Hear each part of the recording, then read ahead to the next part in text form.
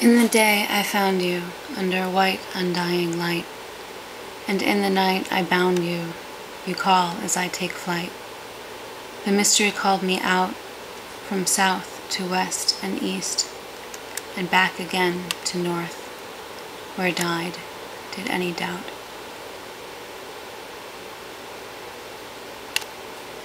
We are creatures of desire, desire for companionship, desire for truth and knowing, desire for experience and wisdom. A pure insanity comes from a restless spirit. It is a representation of old wishes that are no longer viable in the real world. Like a star is not visible light of its present, but as it was in the past. Insanity is to visualize what is not true in the present. It is a disillusionment of being and a break with consciousness. The greatest danger is that a pure insanity knows no undoing. It can only be wrought forward in time. We learn to accept failure. We learn to accept circumstance. We adapt our philosophy to match that of our daily living.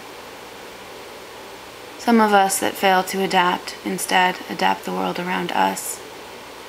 Those that fail to adapt themselves and the world fall by the wayside and will depend on other people for the rest of their lives.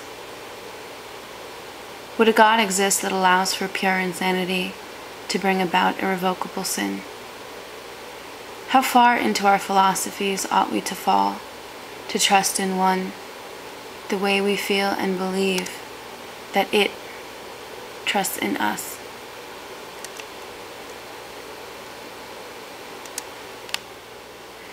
I refuse to be your stalker, but I do. You cut me with words that sound like a truth, but before I go to bed they are useless. We all need a love that is possible. We all need to be held by arms of human descent, kissed by a man's lips, honored by thoughts of God's giving. I gave in to my hope of you for the second time, and it soured. It grew ripe and rotten, fell off the vine and took root in the earth, and is now on a hopelessly slow schedule to make it back to the height of the tree. I refuse to be a slave to my own mind.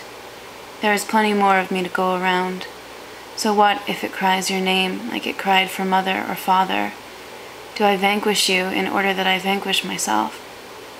For my demons have been slaughtered, but the bleeding stalks of their necks remain. That I would smite myself through your word if I could but use your hand for the grip of my blade.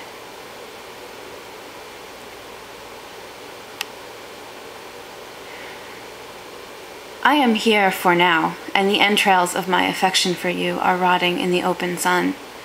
They tell me to forget you, and I obey, only because it is more God's will than my own, and yet the fact that you don't love me asks that I stop believing in God. Why would all my being point to this one thing? Why would I choose it in this sense that is maddening to anything rational? Why would I throw associations into your thought pattern and identify with every move and breath your cognitions floated into my thought space, only to throw it all up in this unpleasant cacophony of non-realization, non-being, and subliminated torture?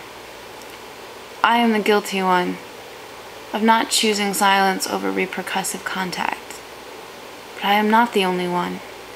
So many of us, here on earth, create ciphers of unrequited love, in harsh poetics, brilliant ballads, and womanly words. To what? For what? From what authority? And to what end? So fine then, and do enjoy your silence. I am wild and free, and that terrifies you, or bores you, or drowns you. Whatever it does, it is not what I could have been, would I have been restrained. Yet, I don't even believe in shoulds or could haves, certainly not regret, and certainly not for cowards.